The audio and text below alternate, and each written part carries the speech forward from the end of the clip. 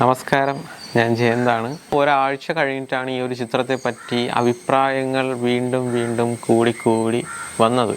ഒരു വ്യത്യസ്തതയാർന്ന ചിത്രമാണ്, എന്തൊക്കെയോ കാര്യങ്ങളുണ്ട്, ഇഷ്ടമുണ്ട് എന്നൊക്കെ പറഞ്ഞ് പോയി ഒരുപാട് ത്രില്ലടിച്ച് പോയി കണ്ട ഒരു സിനിമയാണ്. പക്ഷേ ആദ്യം തൊട്ട് എനിക്ക് തോന്നുന്നു ഇൻ്റർവെല്ല് വരെയും നല്ല ഇത്തിരി ലാഗിൽ പോകുന്ന ചിത്രമാണ്. പിന്നെ അതിനുശേഷം ഇൻ്റർവെല്ല് കഴിഞ്ഞും ആ ലാഗിൽ നിന്ന് ഒത്തിക്കൂടെ മാറി വേറെ ഒരു തലത്തിലേക്ക് പടം പോകുന്നു. അവസാനം അതിലൊരു അന്യായ ട്വിസ്റ്റുണ്ട്.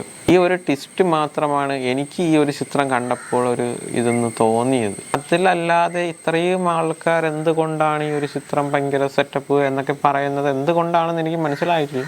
അതിന് വേണ്ടിയുള്ള പ്രത്യേകിച്ചൊരു കാരണവും എനിക്ക് ആ പടത്തിൽ കാണാൻ കഴിഞ്ഞില്ല. എൻ്റെ തെറ്റാണോ എന്ന് എനിക്കറിയത്തില്ല.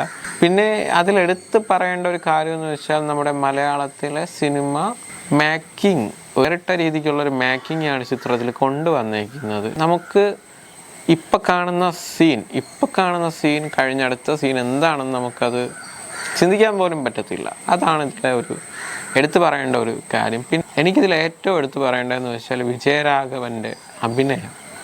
ഒന്നും പറയാൻ പറ്റില്ല. കാര്യം പുള്ളിയുടെ എനിക്ക് തോന്നുന്നു കരിയറിൽ തന്നെ ഏറ്റവും മികച്ച അഭിനയമാണ് പുള്ളി കാഴ്ചവെച്ചിരുന്നത്. അതിൽ നമ്മുടെ ആസിഫ് അലിയും വിജയരാഘവനും തമ്മിലുള്ളൊരു കോമ്പിനേഷൻ സീനുണ്ട്. അതിൻ്റെ അവസാനമൊക്കെ ആവാറാകുമ്പോൾ അതിൽ ആ പുള്ളി അഭിനയിച്ചിരിക്കുന്ന അഭിനയം ഉണ്ടല്ലോ, നമുക്ക് അതിൽ ആസിഫ് അലിയുടെ അഭിനയമാണെങ്കിൽ നമുക്ക് തോന്നിപ്പോവും എങ്ങനെ ഒരാൾക്ക് ഇതേപോലെയുള്ള സിറ്റുവേഷൻ അനുസരിച്ച് മുഖത്ത് എക്സ്പ്രഷൻസ് കൊണ്ടുവരാൻ സാധിക്കുന്നു. ദൈവമേ, ഇങ്ങനെ ഒരു സിറ്റുവേഷനിൽ ഇങ്ങനെയുള്ള എക്സ്പ്രഷൻസ് ആണല്ലോ ഭഗവാനെ വരുന്നത്, അതെങ്ങനെ കൊണ്ടുവന്നു.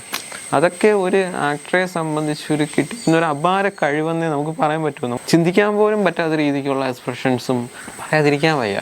പ്രത്യേക കഴിവാണത്. എന്തായാലും അതിൽ നമുക്ക് എടുത്തു പറയേണ്ട ആസിഫ് അലിയുടെയും വിജയരാഘവൻ്റെയും അഭിനയം ഒഴിച്ചാൽ പ്രത്യേകിച്ചൊന്നും എനിക്ക് ആ പടത്തിൽ എടുത്തു പറയേണ്ടതായിട്ടൊന്നുമില്ല. ആ പോസ്റ്ററൊക്കെ കാണുമ്പോൾ എന്തൊക്കെയോ ഒരു നിഗൂഢതയും, കുറച്ച് കുരങ്ങന്മാരെ കാണുന്നു, ഇവരെല്ലാം ആകാശത്തേക്ക് നോക്കി നിൽക്കുന്നു, അതൊക്കെ കാണുമ്പോൾ എന്തൊക്കെയോ നമ്മൾ കരുതും. പിന്നെ കാണുന്ന ആൾക്കാരും എന്തൊക്കെയോ ഭയങ്കര കില്ലമാണെന്നൊക്കെ പറഞ്ഞു പോയി കണ്ടിട്ട് എനിക്ക് പ്രത്യേകിച്ച് ഇതിനാണോ ഇവരിങ്ങനെ പറഞ്ഞത് എന്ന് തോന്നിപ്പോയ ഒരു സിനിമയാണ്. പക്ഷേ എനിക്ക് തോന്നുന്നു ഇത്രയും പ്രതീക്ഷയൊന്നും ഇല്ലാതെ പോയി കണ്ടിരുന്നെങ്കിൽ ചിലപ്പോൾ ഒത്തിരി ഇഷ്ടപ്പെട്ടനെ.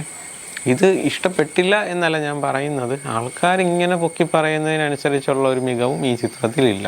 ഈ അവസാനത്തെ ഈ ഒരു ട്വിസ്റ്റും പിന്നെ അവരുടെ അഭിനയവും മാറ്റിവെച്ചാൽ ആദ്യം തൊട്ട ഇതിൻ്റെ 75% നല്ല ലാഗടിച്ച് പോകുന്നൊരു പടമാണ്. അത്യാവശ്യം ഒന്ന് സഹിച്ചൊന്നും ഇരിക്കാൻ പറ്റാത്തവർക്ക് എന്തായാലും കയറി കാണാൻ പറ്റുന്ന ഒരു ചിത്രമല്ല.